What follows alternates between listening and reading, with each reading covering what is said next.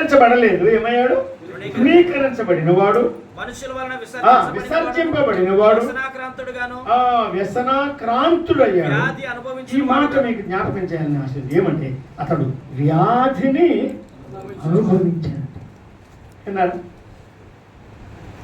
శాపబడిన బాహువు మొదటి వచనం, పెరిగిన లేత మొక్క రెండవ వచనం, వ్యాధిని అనుభవించిన వాడు. ఆయన అనుభవించిన వ్యాధి అన్నాడు. ఏమిటి ఆ వ్యాధి? ఆయన అనుభవించిన వ్యాధి అన్నాడు.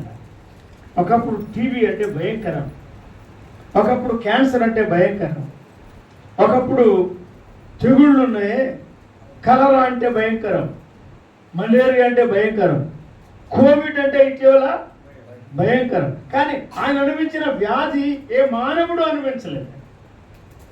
ఆయన మన కొరకు మనం ఎవ్వరము భరించలేనంత వ్యాధిని, పాప వ్యాధిని ఆయన మీద వేసుకున్నాడు.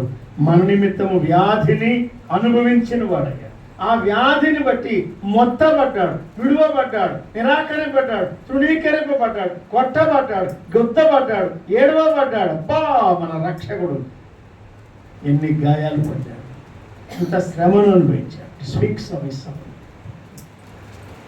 ఆయన ఎదుగుదల లేత మొక్క, ఆయన శిలువ శ్రమలు 3వ వచనంలో ఆయన గురించి చెప్తున్నాడు. తర్వాత ఆయన గురించి ఏమని రాశాడో చూడండి. 5వ వచనం 6వ వచనం కలిసి 7వ వచనంలో చదువుకున్నాం. 5, 6, 7 వచనం.